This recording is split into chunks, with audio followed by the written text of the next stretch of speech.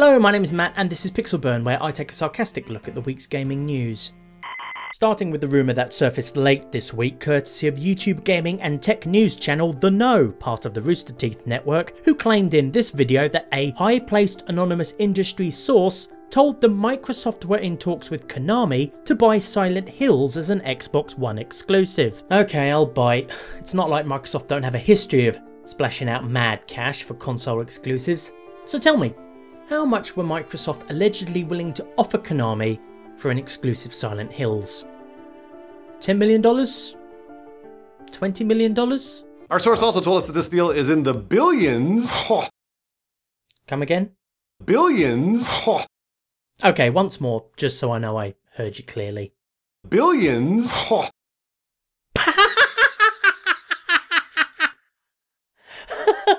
what a load of bollocks. Pro tip to any aspiring anonymous sources out there: if you're going to start a fake rumour about something, then at least try to make the price tag believable and not some arbitrary figure you pulled out of your arse. But Matt, I hear some heartbroken, desperate Silent Hill fans among you say, Microsoft paid $2.5 billion for Minecraft. Surely a venerable gaming franchise like Silent Hill is worth just as much. No. But PT was really good and no, and no. Minecraft is a bona fide mass market global phenomenon with a cast iron grip on the hearts and minds of an entire generation. Silent Hill, meanwhile, is 3, maybe 4 fondly remembered games, and a bunch of forgettable mediocre ones, in a niche genre. In cold, hard, real-world business terms, the two simply do not compare. Suggesting Silent Hills is worth just as much as Minecraft is like comparing your favourite mom and pop coffee shop in your hometown to Starbucks. Sure, you might really like the coffee in your local coffee shop, but nobody's going to pay billions of dollars to buy the place. Which is not to say we can't have a bit of fun with this video game fairy tale. If only by tearing it to pieces, like a baby thrown to a pack of wild dogs. According to the Node's anonymous storyteller, Microsoft are so desperate for system-selling exclusives that they hope to close this supposed multi-billion-dollar deal within 3 weeks, in time to unveil Silent Hills at E3 as an Xbox One exclusive, which would certainly steal more than a few claps of Sony's thunder, were it actually true and not a disgusting, filthy lie. One of the few vaguely believable tidbits about this rumour is the source's claims that Konami is very eager to sell off any of its properties that cannot easily be adapted to mobile titles or slot machines, a category that, if we lived in a kind and just universe ruled by a benevolent god, would surely include Silent Hill. But because we actually live in a cold, spiralling, godless void of cosmic indifference, things like the fucking Silent Hill arcade light gun shooter exist. Not to mention that sodding kart racer for mobiles with Pyramid Head in it, the gaming equivalent of Hannibal Lecter popping up in an episode of Hello Kitty. Basically, if it can be slapped on a pachinko machine, then Konami ain't letting go of it anytime soon. Now, as I've already mentioned, Microsoft have certainly never been shy in the past of splashing out shitloads of cash for exclusives, timed or otherwise. And yes, they did buy Minecraft and Mojang for $2.5 billion, but that was an exception rather than the rule. They allegedly paid Epic $100 million to make Gears of War, a brand new untested franchise at the time, exclusive to the 360, and that series grossed over $1 billion total during its lifetime. Microsoft also reportedly slipped Rockstar $75 million to ensure Grand Theft Auto 4 wouldn't be a PlayStation 3 exclusive. More recently, they've paid undisclosed sums for Titanfall and Rise of the Tomb Raider to be exclusive to the Xbox One. Those deals were in terms of millions, however, not billions. Konami is an entire company, right down to its game franchises, slot machines, health spas, everything down to its last paperclip, currently only has a total estimated value of $2.2 billion. Which in hindsight makes Microsoft's purchase of Mojang for $2.5 billion all the more amusing. What I imagine could have happened is Microsoft offered to buy Silent Hills and Konami quoted them a multi-billion-dollar price. Because Konami are so batshit insane, they make the Emperor Caligula look well adjusted by comparison. In fact, I could even imagine the Konami board of directors trying to charge Microsoft's representative an extra $10 million on top of that, just for daring to breathe the same air as them. What then probably happened is Microsoft politely declined, leaving Konami to carry on wanking itself raw in a pile of its own feces. Assuming of course such a thing even remotely happened outside the twisted brain of a liar, because that estimated price tag of billions isn't even the most ludicrous part of all this. Nope, according to the No's knowledgeable anonymous insider source whose uncle totally works at Microsoft, Silent Hills could come out as early as March of next year. Man, yeah, that'd be amazing.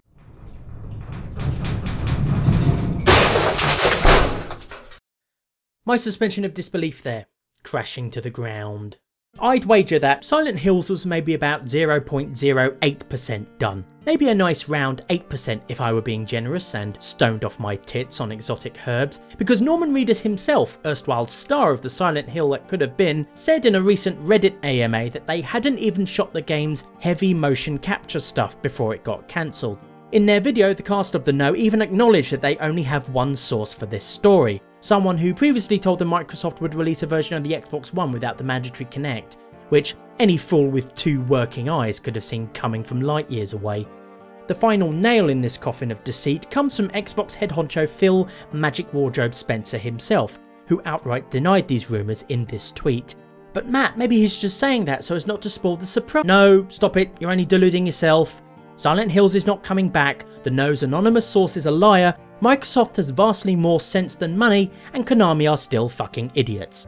Case closed. And if by some bizarre combination of miracles, pixie dust and unicorn magic, we do somehow end up seeing an Xbox One exclusive Silent Hills at this year's E3, I'll eat my fucking show notes on camera. We won't though, so I'll be chucking these straight in the bin once I've done recording this. The recycling bin, of course. Be a Planeteer! Recycle! Moving on to horror games that are actually real and not the ramblings of an anonymous liar, Frictional Games this week released a gameplay trailer for Soma. Unlike the crumbling Prussian castles and flesh-warped eldritch abominations of their previous game, Amnesia, Soma is all about exploring some sort of sci-fi undersea research facility where something has gone horribly wrong and there are robots pottering about the place. The kind of robots you might find clanking around a darkened workshop at Boston Dynamics, albeit if they were covered in searchlights and programmed to murder intruders. There are also some benign robots you can interact with, although they seem more confused than helpful, like in the case of this particular chappie. Did my body give it away? I try hard saying mystery. Yeah, I'm human. Nope, I'm pretty sure you're a robot. Not that there's anything wrong with that, of course. At all. Whatsoever. Gameplay wise, Soma will look very familiar to anyone who's played Amnesia. No weapons, puzzles to solve galore, and lots of hiding in corners from scary things that want to wear your flesh as a tuxedo. Unlike Amnesia, however, the environments are much more detailed thanks to Frictional's spiffy new game engine, and actually appear to have some proper verticality to them. As well as actual gameplay footage, Frictional also confirmed a release date of September 22nd this year, when Soma will be available for PC and also for PS4, albeit as a digital only release. Maybe by then I'll have finally got around to finishing Alien Isolation. Elsewhere in the news, The Witcher 3, the reason there wasn't a Pixel Burn episode last week, has unsurprisingly had the biggest UK launch of the year so far, racking up over 6 times more week 1 sales than The Witcher 2 did, or 608% more according to various news sites, with 65% of the total being on PS4. Worldwide, The Witcher 3 has already sold over 1.5 million copies, almost overtaking the 1.7 million last recorded total global sales for The Witcher 2 Assassins of Kings. Not bad for an RPG based on a series of Polish fantasy novels. So in short, and to put it mildly, The Witcher 3 has done very well indeed. And these numbers don't even take into account digital sales on Steam, GOG.com, PlayStation Store and so weiter. So the actual sales figures are even higher than that. And bloody well deserved they are too.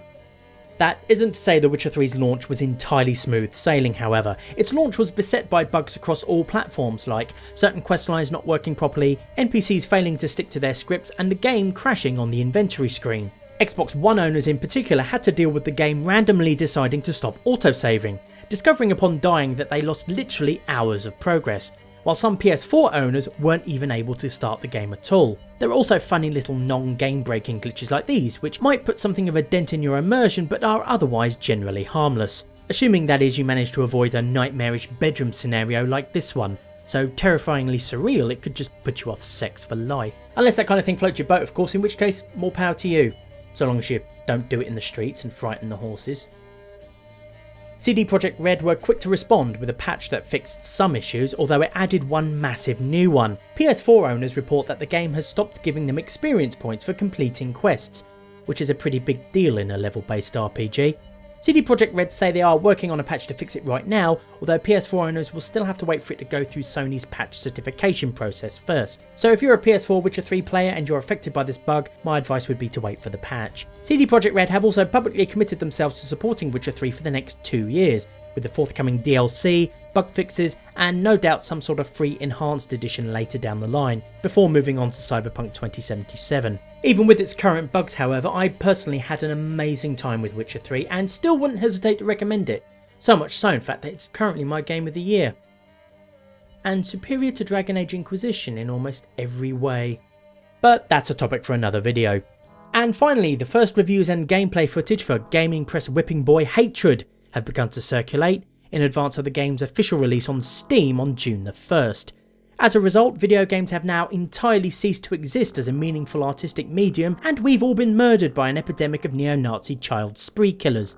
Which is why this episode of Pixel Burn is coming to you from Amenti, the ancient Egyptian kingdom of the dead. Except none of that last stuff actually happened, of course. Turns out Hatred is just an average twin-stick shooter at best, and not the doom of Western civilization, as sites like Polygon desperately try to have us believe. Remember all the wailing, gnashing of teeth, tearing of shirts and wringing of hands in the press when this game was first revealed to an innocent, unsuspecting gaming public? The articles calling it vile and the neo-Nazi hate crime of video games? The pretentious chin-stroking moralising? Boy have they sure changed their fucking tune. Now it's gaming's most contrived controversy and a tempest in a teapot. Or to put it more plainly, outlets that stirred up a storm of controversy around the game are now complaining about the storm of controversy around the game. How fucking noble of them. As for the game itself, well, its visual style is certainly striking and it has some admittedly very impressive destruction physics, but there's really nothing much else to write home about. Even the criticised execution scenes are really rather tame compared to, say, the fatalities in Mortal Kombat for example. Except under new rules implemented by Twitch TV this week, you are forbidden to stream yourself playing Hatred, whereas streaming Mortal Kombat is a-okay. Hatred was added to a list of games alongside Hunipop, Second Life, Manhunt 2 Uncut and others that are prohibited from being streamed on Twitch. So this isn't allowed on Twitch. Pathetic. But this is totally fine.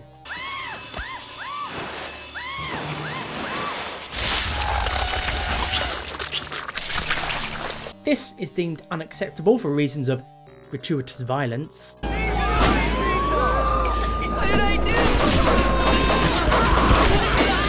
Whereas this is deemed perfectly acceptable for a safe, welcoming, inclusive community platform.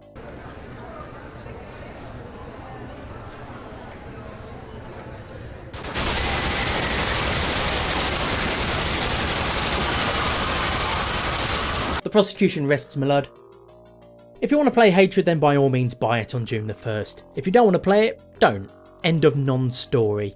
As for me, I'm going to go and watch the film Violent Shit, which, as we all know, is the reason movies ceased to exist after 1989. That's all for this episode of Pixel Burn. If you liked it, then please do let me know by clicking the requisite button down below. And let your friends, family and Captain Planet know as well. At the very least, I hope you found it tolerable. In the meantime, until next week, as always, most of the time, you can go now.